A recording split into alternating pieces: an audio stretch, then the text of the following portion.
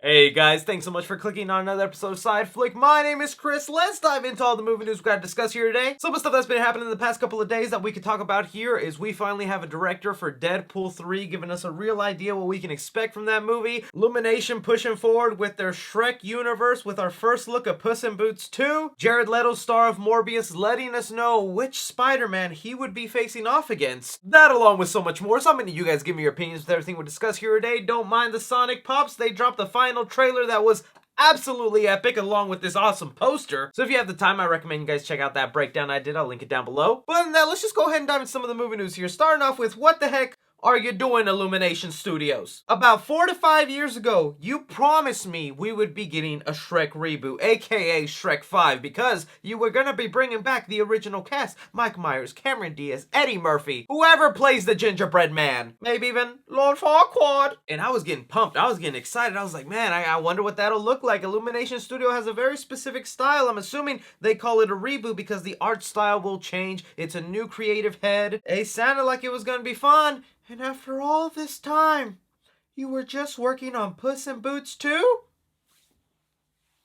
Ah! We have here not only some of the voice cast that'll be part of Puss in Boots 2, but we have our first look at the movie along with a plot synopsis. Just reading off some of the people that are joining this cast, we have Salma Hayek, Antonio Banderas returning, but they did add Florence Pugh. All right, I'll give you that. That's a good choice. And here with our first look, along with the plot synopsis that I'm going to go ahead and read to you guys here, it says, Puss in Boots, The Last Wish follows Puss, who is on the last of his 9 lives. Together with Kitty and Perro, the thrill-seeking feline must journey to find the mythical last wish to restore his lives he has lost. The film will also see many notable stars and comedians join the Shrek universe. And I don't know what it is about just Puss in Boots by himself. I have nothing against the guy. In fact, I kind of even like his first movie. I thought it was okay, but I just gotta admit, I don't get as excited for a Puss standalone film as I would for another Shrek movie. Especially with this new animation style change, it looks very different. You can tell they have changed the look, so I can only imagine what Donkey and Shrek would look like in this universe. But since we were promised a Shrek reboot a long time ago, if you're someone who wanted to get that movie made, you're gonna have to buy a ticket to Puss in Boots 2, because if that movie flops and it doesn't make the money, Illumination's gonna go, oh, Shrek universe is dead. We can't do this when Shrek is always alive in our hearts.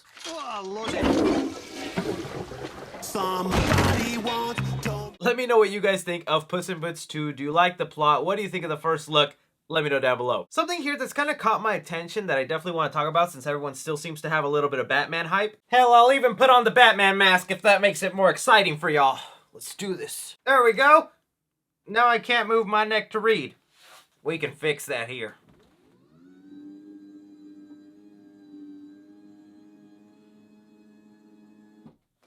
Eye level.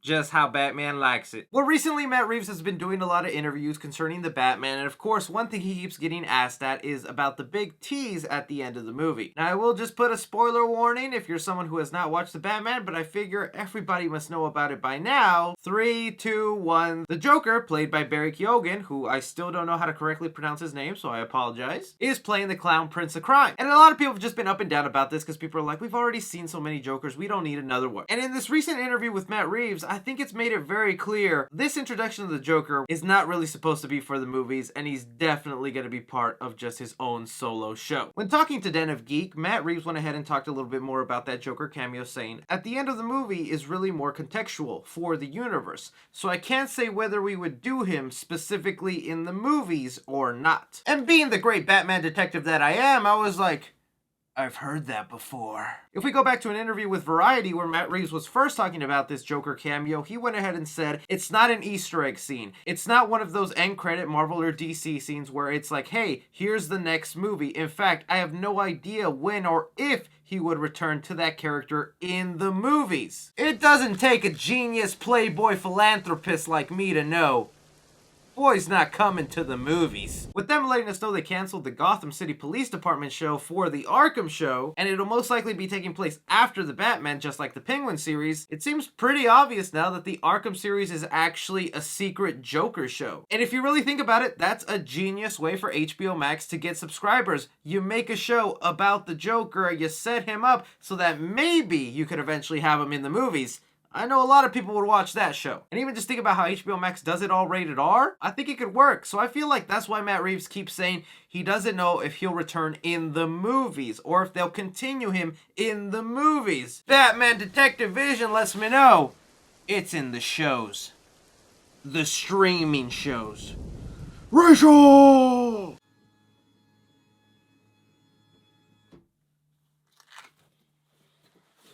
I was Batman. Then again, that's just me kind of theorizing. Do you think that's what Matt Reeves means when he keeps mentioning that he's not going to return in the movies? Are they actually setting him up for his own show? Next up here, something that we're all very curious about that we're going to be seeing very soon, finally, is the upcoming Morbius movie. Now, I've been telling you guys, I've been slightly excited for Morbius. The movie doesn't look half bad, but I'm mostly curious just to see the Spider-Verse connections. How do they fit this in to the Sony universe? How closely connected will it be to Venom? And which is the Spider-Person roaming around Jared Leto's city? And well, in a recent interview here, Jared Leto with Entertainment Tonight was asked if we would ever see him battle it out against Spider-Man, and he kind of lets it slip which Spider-Man belongs to his universe. When asked if fans can expect to see Morbius face off against the iconic Spider-Man, Leto smiled and said that he'd love to get in the ring with Spider-Man. Expanding a little further, well, I would love to get in the ring with Spider-Man. I think Tom Holland is amazing, and we'd make quite a dynamic duo, I guess. Look, I don't think Jared Leto is the type to go ahead and deceive people or make up stuff or even straight up lie like Andrew Garfield in a nice and loving way. I think Jared Leto's the type where he doesn't even know what's really a secret or what to keep quiet about, and us all wondering, is it Toby? Is it Andrew? We now know it's gonna be Tom Holland either way somehow. That's just the only Spider-Man that Sony wants to focus on and give him a movie. It feels like the only other way we're gonna get Toby and Andrew popping up again is if Tom Holland is there to share the screen with them. I would love to be wrong and have an end credit scene or even just a little hint and Easter egg that it's Tobey Maguire and Andrew Garfield in the Morbius world, as that would just make the most sense if it's obviously two separate universes. But with Jared Leto smiling, knowing that there's something to work in the background, and he directly mentions Tom Holland, yeah, Sony only wants to make him the boy that fights with all these other people, and I hope they maybe change their mind. There have been so many reshoots on this film. What do you guys think? Was Jared Leto saying that it would be Tom Holland that he'd fight up against? Does that make you a little sad that it's not Toby or Andrew, or do you still have hope? But the biggest piece of news we got is an update on Deadpool 3, letting us know Marvel is really working hard to get this movie made, and I'm pretty excited. We have here The Hollywood Reporter mentioning that Deadpool 3, Sean Levy to direct Ryan Reynolds in Marvel movie. This should honestly not be a big surprise to anybody. It seems pretty obvious that Sean Levy and Ryan Reynolds have a great working relationship, to where when this news came out, Ryan Reynolds went ahead and tweeted out a little poster of his 3 movies that he's gonna be doing with him, where first was Free Guy, awesome movie, Adam Project, also a pretty good movie, and then teasing up that his next movie with him will be a little more stabby, of course, Deadpool. Heck, even when I tweeted out that this fan who created this Deadpool Free Guy poster predicted the future, Sean Levy himself quote tweeted it and confirmed it's happening. I will say my only hesitation to Sean Levy joining the project is I have yet to see a real mature side of his filmmaking. He kind of makes films that are family friendly in a way. I mean, he did Real Steel with Hugh Jackman, amazing freaking movie, so underrated. He's about to do, I guess, a Disney Plus show with them too. And then yeah, Free Guy, another film I would say is family friendly, and then recently The Adam Project. I haven't seen what he can do with an R-rated script, with blood, with guts, cursing. That side of him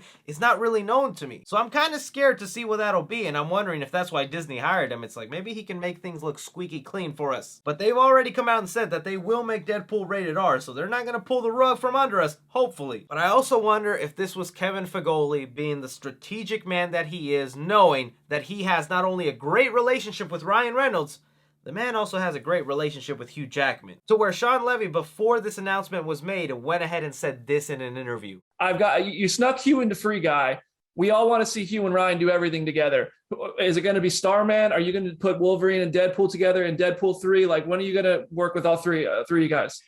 I'm not going to say where and how, but I absolutely will confirm my intention and determination to be the lucky son of a who puts those two magnificent gods in the same movie together. That will happen, and it will be me. We've been hearing for the longest time that Kevin Feige has actually been trying to get Hugh Jackman in the MCU somehow for a cameo or a small role. Not to return permanently, but just to kind of show him off in the MCU. And from reports, Hugh Jackman is not interested. He's just happy with the way Logan ended. He retired that character, and he's just kind of afraid to step back into those claws. But I feel like if anybody's gonna do it, Man, it might be this guy. We don't know. I throw it off to you guys though. How do you feel about Deadpool 3, the possibilities with it, and what do you think Disney could do with it? But that is all the movie news we currently have going on right now, guys. I want to thank you so much for taking time out of your day to watch me talk some movies. I really appreciate all your faces. Stay tuned for the channel for great movie news updates. Subscribe if you haven't already. Follow me on Twitter at 3cfilms or on TikTok at 3cfilms. I do some fun, cringy stuff there. But as always, I'm Chris. Take care.